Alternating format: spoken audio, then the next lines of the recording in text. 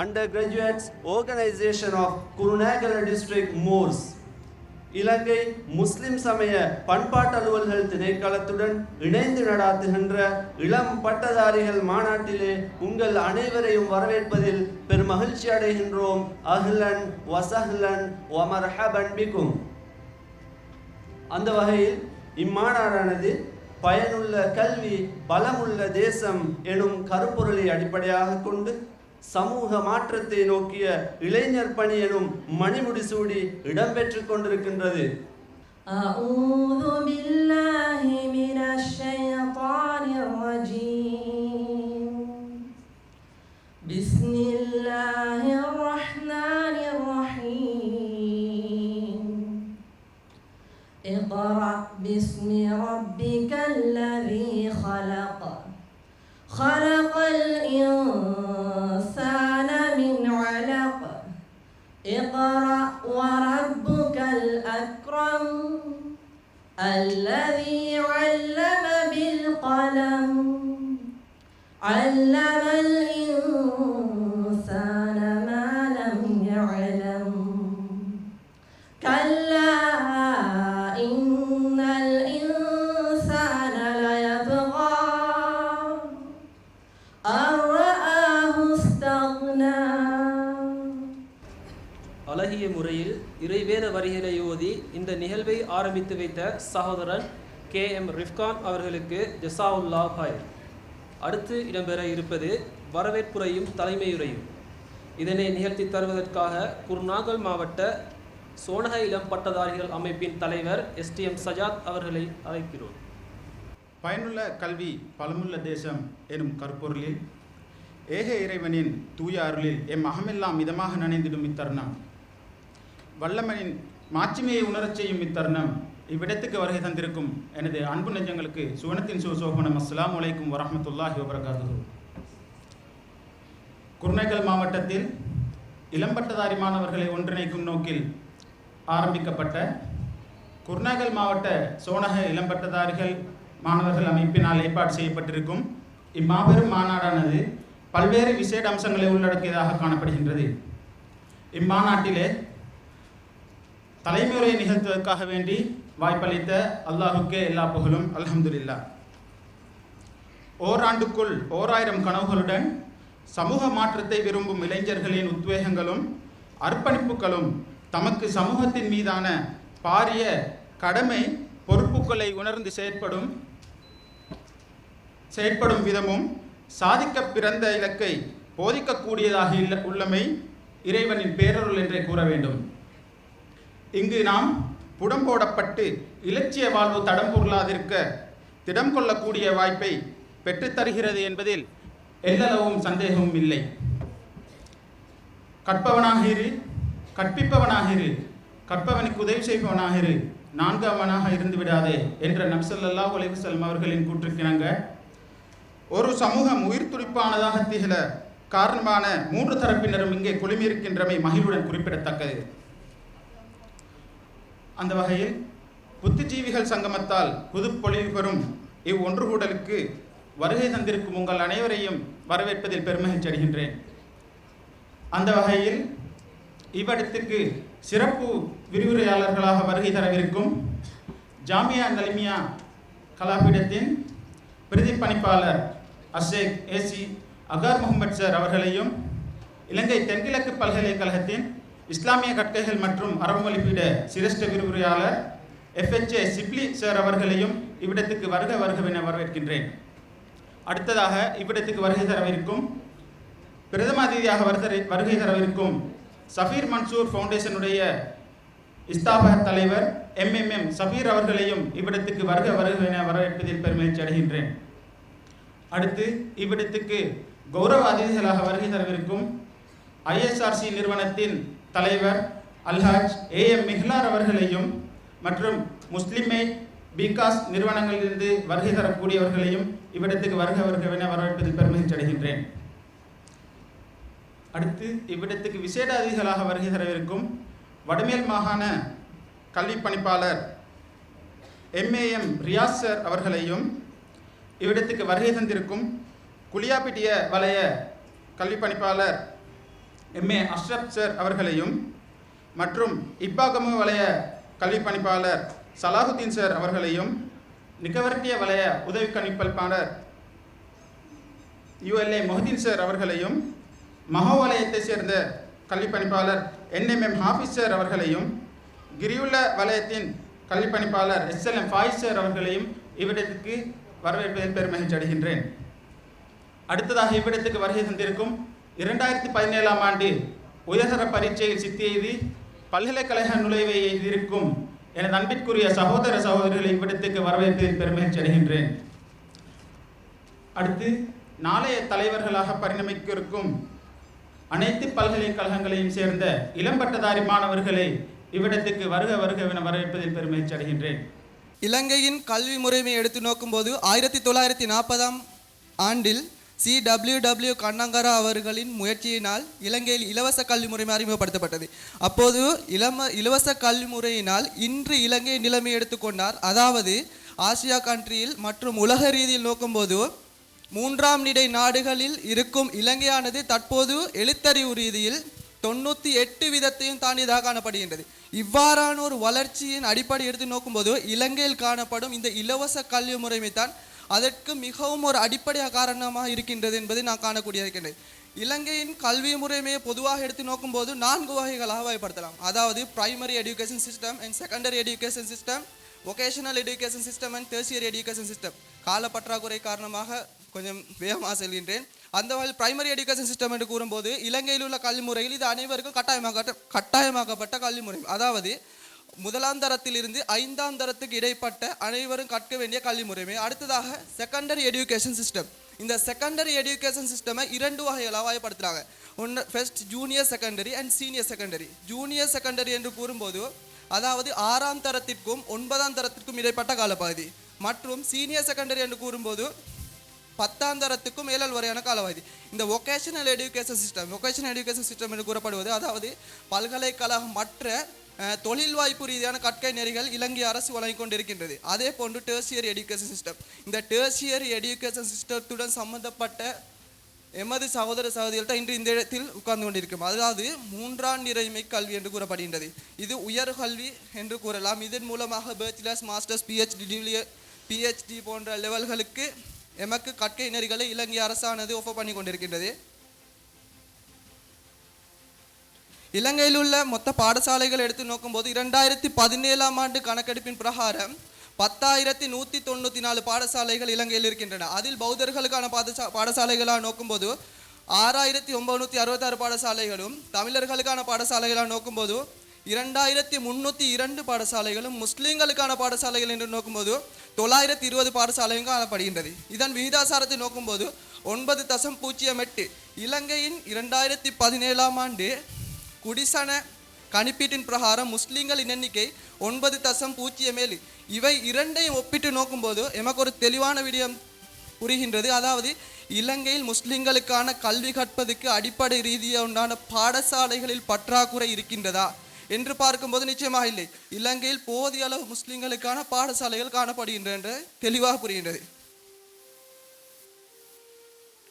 அடுத்ததாக ஒருவர் பாடசாலை கல்வியில் சிறந்த முறையில் தெரிவாகின்றார் என்றால் அவருடைய அடுத்த நடவடிக்கையாக அமைவது என்னவென்றால் உயர்கல்வி, அதாவது ஹையர் ஸ்டடீஸ். அப்போ ஹையர் ஸ்டடீஸுக்கு இலங்கையில் ஆஃபர் பண்ணுற இடம் தான் யூனிவர்சிட்டி. அப்போ பல்கலைக்கழகம் என்றால் என்ன, பல்கலைக்கழகம் என்றால் என்னென்று பொதுவாக பேசிக்காக பார்க்கும்போது எங்களுக்கு சாதாரண கூறலாம்.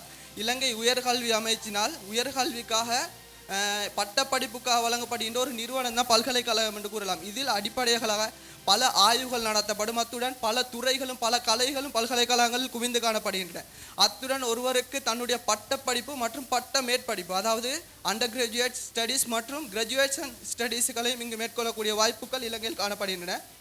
இலங்கையில் அரசானது, அதாவது உயர்கல்வி அமைச்சானது பல்கலைக்கழகத்துக்கு ஆட்சேர்ப்பு செய்யும் போது 3 முறையான கோட்டா சிஸ்டங்களை பயன்படுத்துகிறாங்க.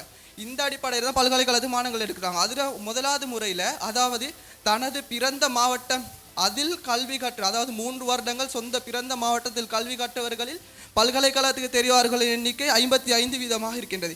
அதே போன்று 40% மாணவர்கள் ஏனைய பிரதேசங்களில், அதாவது தான் பிறந்த இடத்தை விட்டு இன்னொரு பாடசாலை சென்று கல்வி கற்றவர்களை 40% மாணவர்களை தான் பல்கலைக்கழகத்துக்கு உள்வாங்கிறாங்க.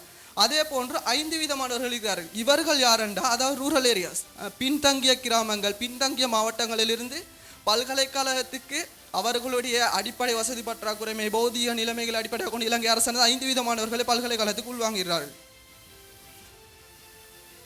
ஆம், அவ்வாறு உள்வாங்கப்பட்டவர்களில் குருநகல் மாவட்டத்தில் இருந்து இன்றும் தெரிவு செய்யப்பட்ட எமது சகோதர சகோதரிகள் இருக்கின்றார்கள். அவர்கள், அதாவது நாங்கள் உணர வேண்டும், முதலாவது பல்கலைக்கழகம் தெரிவாகிய நான் எவ்வளவு முக்கியமானவன், என் மூலம் எனது சமூகம் எதிர்பார்ப்பது என்ன, இந்த நாடு எதிர்பார்ப்பது என்ன, இந்த நாட்டுக்கு நான் என்ன அர்ப்பணிப்பு செய்ய வேண்டும். இவ்வளவு இலவச கல்வி என்று 13ஆம் தரத்தில் இருந்து மேலும் ஒரு 5-6 வருடங்கள் உயர் கல்விக்காக இவ்வளவு காலம் அரசு எங்களுக்கு அர்ப்பணிக்கிறது என்றால் நாங்கள் என்ன அர்ப்பணிக்க வேண்டும் என்று ஒவ்வொரு மனிதர்களும் உணர வேண்டும். அந்த அடிப்படையில் நாங்கள் சாதாரணமாக பார்க்கும்போது ஒருவர் பல்கலைக்கழகத்துக்கு தெரிவாகுவதில் இலங்கையில் இருக்கும் ஆப்பர்ச்சுனிட்டி, வாய்ப்புகள் எவ்வாறு என்று பார்த்தால், சாதாரணமாக 2017ஆம் ஆண்டு யூஜிசியானது அறிவித்தது 30,000 பேரை பல்கலைக்கழகத்துக்கு நாங்கள் எடுப்போம் என்று. அந்த அடிப்படையில் 2017ஆம் ஆண்டு A-level செய்த மொத்த சகோதர சகோதரிகளின் எண்ணிக்கை 1,63,104 பேர். அப்போ இவர்களை வீத அடிப்படையில் நோக்கும்போது 18% மாணவர்கள் தான் பல்கலைக்கழகத்துக்கு அந்த சான்ஸை பெறுகிறார்கள். ஏனைய 80% மாணவர்களின் நிலைமை வேறாக காணப்படுகிறது. அதே போன்று முஸ்லீம்கள் என்ற வகையில் எமது விடயங்களை பார்க்கும்போது பொதுவாக கூறுவதென்றால், உலகளாவிய ரீதியில் சற்று அலசி பார்த்தால், கொஞ்சம் வேகமாக செல்கின்றேன், உலகளாவிய ரீதியில் அலசி பார்க்கும்போது உலகில் உள்ள மொத்த முஸ்லீம்களின் எண்ணிக்கை எடுத்துக்கொண்டால் 4 பேர் எடுத்தால் 4இல் ஒருவர் முஸ்லீமாக இருக்கின்றார். அப்படி என்றால் 150 கோடி முஸ்லீம்கள் இந்த உலகத்தில் வாழ்கின்றார்கள். ஆனால் யூதர்களின் மொத்த எண்ணிக்கை எடுத்து நோக்கும்போது சராசரியாக 15 கோடி யூதர்கள் வாழ்கின்றார்கள். இவர்கள் எடுத்து நோக்கினால் ஒரு முஸ்லீமுக்கு ஒரு யூதருக்கு 170 முஸ்லீம்கள் இந்த உலகத்தில் வாழ்கின்றார்கள். இவ்வாறான ஒரு பிரம்மாண்டமான ஒரு குவிந்த பரப்பாக இந்த உலகில் வாழ்ந்து கொண்டிருக்கும் முஸ்லீம்களில் நோபல் பரிசு வென்றவர்கள் உதாரணமாக எடுத்துக்கொண்டால், நோபல் பரிசு வென்றவர்கள் முஸ்லீம்களின் மொத்த எண்ணிக்கை சயின்ஸ் ரீதியாக விஞ்ஞான துறையில் பார்க்கும்போது 3 பேர் தான். 150 கோடிக்கு 3 பேர் தான் பெற்றிருக்கிறார்கள். மொத்த முஸ்லீம்களாக எடுத்து எத்தனை பேர் என்று பார்த்தா நோபல் பரிசு 10 பேர் தான் பெற்றிருக்கின்றார்கள். ஆனால் யூதர்கள் எடுத்து பார்க்கும்போது, ஏனைய மதத்தவர்கள் எடுத்து பார்க்கும்போது 900 தாண்டியவர்கள் இன்று நோபல் பரிசு வென்றிருக்கின்றார்கள். இதற்கான காரணிகளை அலசுவதற்கு மிகவும் தகுதியானவர்கள் பல்கலைக்கழக மாணவர்கள் என்று கூறலாம்.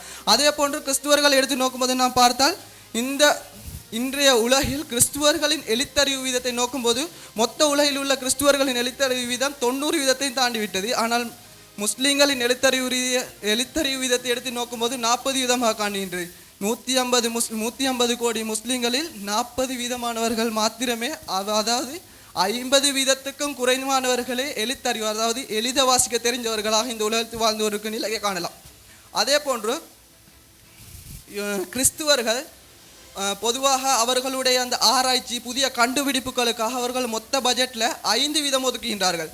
மொத்த பட்ஜெட்டில் 5% ஒதுக்குகின்றார்கள். இன்று உலகில் உள்ள முஸ்லீம் வல்லரசு ஜாம்பவான்கள் என்று கருதப்படும் Qatar, Saudi Arabia, Kuwait, Dubai போன்ற பல நாடுகள், மொத்த முஸ்லீம் நாடுகளும் சேர்ந்து ஒதுக்கும் கல்விக்காக ஒதுக்கும் தொகை 0.2% காணப்படுகிறது. 0.2% இவர்கள் ஒதுக்கும் நிலைத்தான் இன்றைய முஸ்லீம்களின் கல்வி நிலைமையாக காணப்படுகிறது. அதே போன்று இலங்கையை சற்று எடுத்து பார்த்தால், இலங்கையில் முஸ்லீம்களில் பல்கலைக்கழகம் தெரியும் அவர்களின் எண்ணிக்கை விதத்தை சராசரியாக பார்க்கும்போது 7% காணப்படுகின்றது. அந்த 7% என்று கூறப்பட்ட சராசரி நாம் அன்னளவாக பார்க்கும்போது 30,000 பேர் எடுக்கின்றார்கள் என்றால் 2,000 பேர், 2,000 குறைவானவர்களே பல்கலைக்கழகத்துக்கு தெரிவாகின்றார்கள். அதிலும் எமக்கு நன்றாக பரிச்சயமான விடயம் என்னவென்றால், எங்கள் எல்லாருக்கும் தெரிஞ்ச விடயம், நாங்கள் முஸ்லீம்கள், அதாவது இலங்கை வாழ் முஸ்லீம்கள் அனைவரும் வியாபார, அதாவது வர்த்தக சமூகம், அதாவது முஸ்லீம்கள் எல்லாம் பிஸ்னஸ் செஞ்சு தான் இந்த உலகத்தில் ஸ்ரீலங்காரை முன்னேறிக்கிறாங்க. இதற்கான ஒரு ஆய்வு நடத்தப்பட்டது 2016ஆம் ஆண்டு முஸ்லீம்களின் வர்த்தக ரீதியான பெர்சன்டேஜ் பார்ப்பதற்காக. இதில் கண்டுபிடிக்கப்பட்ட ஒரு விடயம் என்றால் 100க்கு 3% முஸ்லீம்களிடம் மட்டும்தான் வர்த்தக சந்தை காணப்படுகின்றது. ஏனைய 97% முஸ்லீம்களிடம் அந்த எதுவும் இல்லை. அப்போ நாங்கள் காணல் நீரை கண்டு கொண்டிருக்கின்றோம் முஸ்லீம்கள் வர்த்தகர்கள் என்று. அதிலும் குறிப்பாக வர்த்தகத்தை விட்டு அரச தொழில்துறையை பார்க்கும்போது இலங்கை முஸ்லிம்களின் அரசு தொழிலுக்காக தெரிவாளர்களின் எண்ணிக்கை சராசரியாக 3% குறைவானவர்கள் தான் முஸ்லிம்களில் அரச தொழில் துறையில் இணைந்திருக்கக்கூடிய நிலைமையை பார்க்கக்கூடியது. இவ்வாறு இவைகள் எல்லாம் கூறுவதற்கு காரணம் என்றால் இவைகளை சிறந்த முறையில் சிந்தித்து இவற்றுக்கான தீர்வுகளை முன்வைத்து இவற்றை சமூகத்துக்கு எடுத்து செல்வதற்கு ஒரு சிறந்த ஒரு உயர்தரமான இடம் என்று பார்க்கும்போது பல்கலைக்கழக மாணவர்கள் என்று கூறுவதில் எந்த சந்தேகமில்லை என்று கூறலாம். அந்த வகையில் நாங்கள் இவைகளை சிந்திக்க வேண்டும். இவைகளின் மூலமாக எமது அடுத்த நடவடிக்கைக்கு நாங்கள் என்ன செய்யலாம், எமது சமூகத்துக்கான கல்வியின் மூலம் ஒரு மாற்றத்தை ஏற்படுவதற்கு என்ன செய்யலாம் போன்ற விடயங்களை சிந்தித்து அதற்கேற்றவாறு எமது நடவடிக்கைகளை அமைத்துக் கொள்ள வேண்டும். அடுத்ததாக இலங்கையிலுடைய முஸ்லிம்களின் பல்கலைக்கழக தெரிவு வீதத்தை எடுத்து நோக்கினால் ஒரு சிறிய ஒரு சந்தோஷமாக விடயம் என்று கூறலாம். ஒரு பாசிட்டிவ்னஸ் காணப்படுகிறது. அதாவது கடந்த காலங்களை விட தற்போது பல்கலைக்கழகத்துக்கு தெரிவாகும் முஸ்லிம்களின் வீதம் அதிகரித்து காணப்படுகின்றது. உதாரணமாக கூறுவதென்றால் 2013-14 ஆண்டுக்கு பல்கலைக்கழகத்தின் தெரிவான எண்ணிக்கை 7 வீதத்தையும் தாண்டி காணப்பட்டது. அதே போன்று அதற்கு அடுத்த வருஷம் 8 வீதம், அதற்கு அடுத்த வருஷம் 9 வீதமாக இவ்வாறு அதிகரித்து கொண்டு செல்கின்றது. ஒரு மகிழ்ச்சிக்குரிய விதமாக காணப்படுகின்றது. பல்கலைக்கழகம் செல்லும் அனைவரும், அதாவது புதிய மாணவர்கள் இருக்கின்ற உங்களுக்கான ஒரு விடயம், பல்கலைக்கழகம் செல்லும் அனைவரும் மனதில் இருத்துக்கொள்ள வேண்டிய ஒரு விடயம்தான், பல்கலைக்கழகம் சென்றால் தான் இன்னொருவரிடம் தங்கி இருக்கக்கூடாது.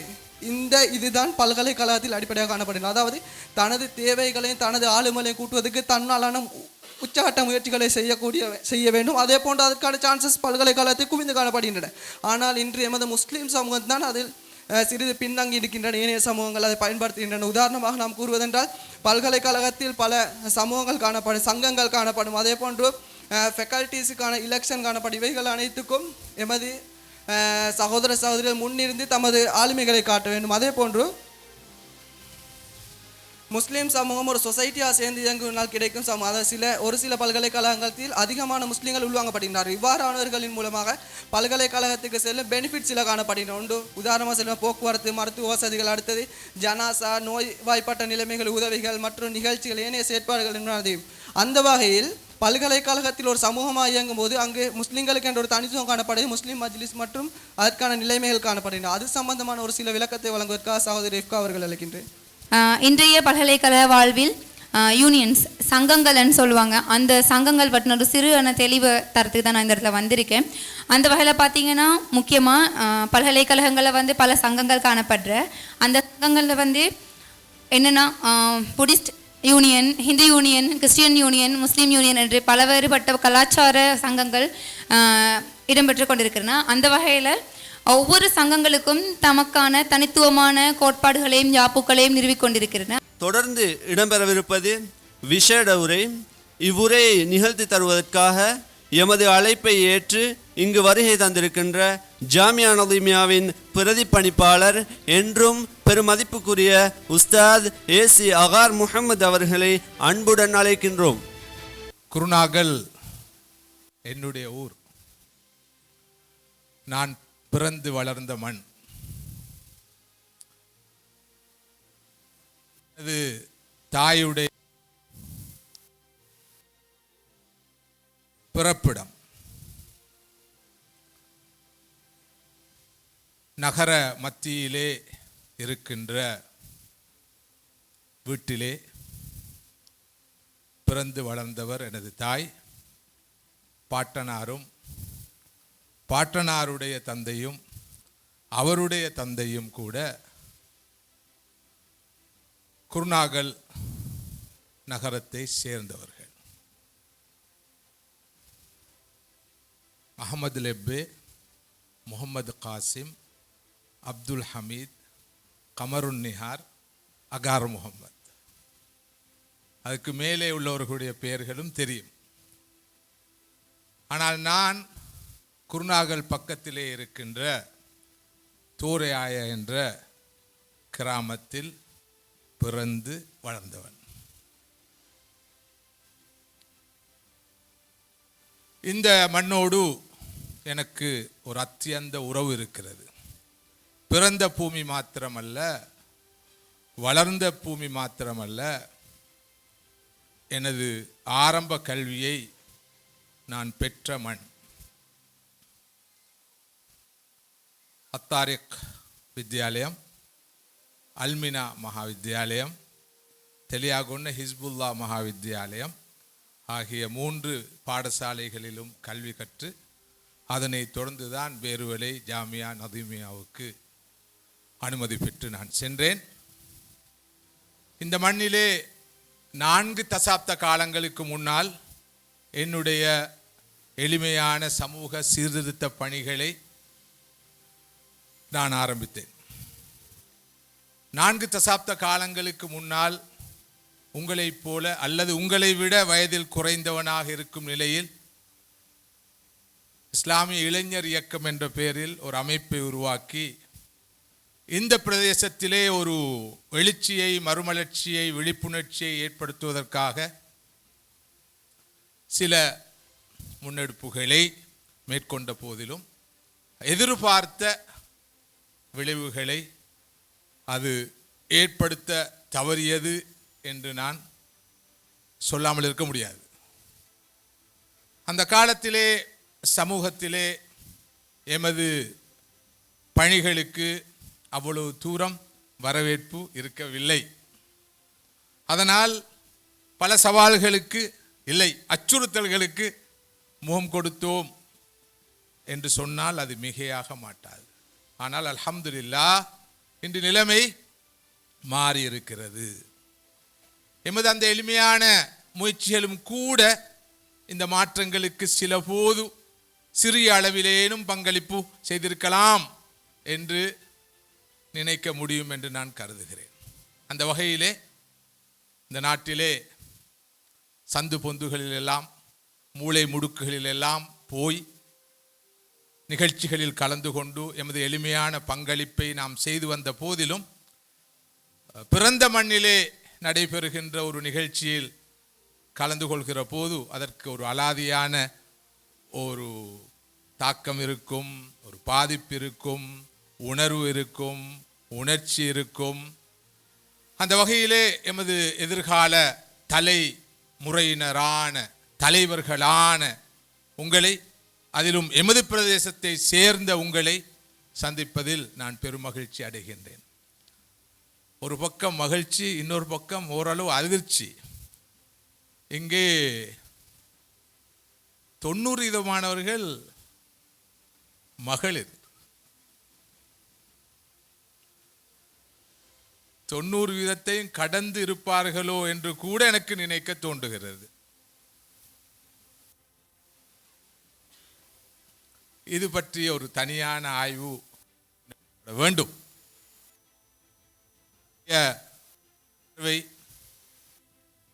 இருந்த போதிலும் குருநாகல் மாவட்டத்தில் நிலை நாம் எதிர்பார்ப்பதை விட அதிகமாக இருப்பதை இந்த சபையை பார்க்கின்ற போது அவதானிக்க முடிகின்றது. மதிப்புக்குரிய சகோதரர்களே, சகோதரிகளே, நீங்கள் இளைஞர்கள், யுவதிகள், உங்களோடு வந்து அமர்ந்து சில மணி நேரங்களை உங்களோடு கழிக்கின்ற போது எமக்கும் அத்தகைய உணர்வு பிறக்கும். எமது இளமையின் ரகசியமும் அதுதான். இளைஞர்களோடு எப்போதும் இருக்கின்ற காரணத்தினால்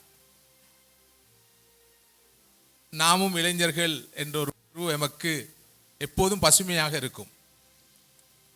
கடந்த 4 தசாப்த காலங்களுக்கு மேலாக எமது வாழ்க்கை இந்த இளைஞர்களோடு தான் கழிந்து கொண்டிருக்கிறது. ஓலவலை முடித்துக்கொண்டு ஜாமியா நதீமியாவுக்கு அனுமதி பெற்று வருகின்ற அந்த இளைஞர்களோடு தான் நாம் வாழ்ந்து கொண்டிருக்கிறோம். செல்லும் இடங்களிலெல்லாம் பார்க்கிறோம். எனவே அந்த வகையிலே உங்களோடு அளவலாவதில், உங்களோடு அமர்வதில், உங்களோடு கருத்துக்களை பகிர்ந்து கொள்வதில் உங்களுக்கு நன்மைகள் இருப்பது போல எங்களுக்கும் நிறைய நன்மைகள் உண்டு. மதிப்புக்குரிய சகோதரர்களே, சகோதரிகளே, நீங்கள் இளைஞர்கள், அதிலும் படித்த இளைஞர்கள். அல்லாஹு தாலா உங்களுக்கு 2 சிறப்பு தந்திருக்கிறான். ஒரு பக்கம் நீங்கள் இளைஞர்களாக இருக்கிறீர்கள், யுவதிகளாக இருக்கிறீர்கள், இளமையை பெற்றிருக்கிறீர்கள். மறுபக்கம் மாஷா அல்லாஹ் நீங்கள் படித்த இளைஞர்களாக யுவதிகளாக இருக்கிறீர்கள். ரெண்டு முக்கியமான சிறப்புகளை ஏக காலத்தில் பெற்றவர்கள் நீங்கள். இளமை பருவம் அற்புதமானது, பலமிக்கது, சுறுசுறுப்பானது, உற்சாகமிக்க பருவம், துடிதுடிப்புள்ள பருவம், வளமான பருவம். குழந்தை பருவம் பலவீனமான பருவம், முதுமை பருவமும் பலவீனமான பருவம். குழந்தை பருவத்தை அனுபவித்தவர்கள் நீங்கள். முதுமை பருவத்தை இனிதான் நீங்கள் அனுபவிக்க வேண்டும். ஒரு மணி நேரம் இப்படி நின்று கொண்டு உரை நிகழ்த்துவதே முதுமை பருவத்தில் மிகவும் சவால் மிக்க ஒரு பணி. முதுமை பருவத்தோடு முதுகு வலியும் வந்துவிடும். கடந்த 1.5 மாத காலமாக கடுமையான முதுகு வலியால், பேக் பெயினால் நான் அவதிப்பட்டு கொண்டிருக்கிறேன். இது முதுமையுடைய அற்புதமான பரிசுகளில் ஒன்று. முதுமையுடைய பலவீனமும் உங்களுக்கு இல்லை, குழந்தை பருவத்துடைய பலவீனமும் உங்களுக்கு இல்லை. நீங்கள் நல்ல ஒரு வளமான பலமான ஒரு பருவத்திலே இப்போது இருந்து கொண்டிருக்கிறீர்கள். நீங்கள் தான் நமது நாட்டுடைய, நமது சமூகத்துடைய உயிர் நாடி, ஜீவநாடி, முதுகெலும்பு என்றெல்லாம் உங்களை பற்றி சொல்லிக்கொண்டே. இந்த வகையில் நம் சமூகத்துடைய நாளைய தலைவர்கள் நீங்கள் என்ற காரணத்தினால்தான் உங்களுக்கு இவ்வளவு முக்கியத்துவம் தரப்படுகிறது. நீங்கள் சீரானால் சமூகம் சீராகும், நீங்கள் சீர்கெட்டால் சமூகம் குற்றுச்சுவராக போய்விடும். உங்களது மேம்பாட்டில் தான் இந்த சமூகத்துடைய முன்னேற்றமும் மேம்பாடு. உலகிலே எந்த ஒரு நாட்டை பொறுத்தவரையிலும் அந்த நாடு தம் நாட்டுடைய இளைஞர்கள் விவகாரத்தில், யுவதிகள் விவகாரத்தில் கூடிய முக்கியத்துவம் கொடுக்கும். எனவேதான் இந்த ஒரு நாட்டிலும் இளைஞர் விவகாரத்துக்கு என்று ஒரு தனியான அமைச்சே காணப்படும். நமது நாட்டு இளைஞர் விவகாரத்துக்கென்று ஒரு தனியான அமைச்சிருப்பதை நீங்கள் அறிவீர்கள். நமது வரலாற்றிலும் இளைஞர்களுடைய மகத்தான பங்களிப்புகளை பார்க்கிறோம். உலகத்திலே ஆக்கத்துக்கு முன்னோடிகளாக இருந்தவர்களும் இளைஞர்கள் தான். நாகார வேலைகளுக்கு முன்னோடிகளாக இளைஞர்கள் தான். ரசூலுல்லாஹி ஸல்லல்லாஹு அலைஹி வஸல்லம் வாழ்க்கையை எடுத்துக்கொள்ளுங்கள். மனிதன வரலாற்றிலே மிகப்பெரிய புரட்சியை செய்த மாமனிதர். மனிதன வரலாற்றிலே தோன்றிய சீர்திருத்தவாதிகளிலே முதலாம் தர சீர்திருத்தவாதியாக பார்க்கப்படுவோர், கருதப்படுவோர் ரசூலுல்லாஹி ஸல்லல்லாஹு அலைஹி வஸல்லம் அவர்கள். அவர்களுடைய வெற்றிக்கு பின்னால் பின்புலமாக இருந்தவர்கள் உங்களை போன்ற இளைஞர்களும் யுவதிகளும் தான்.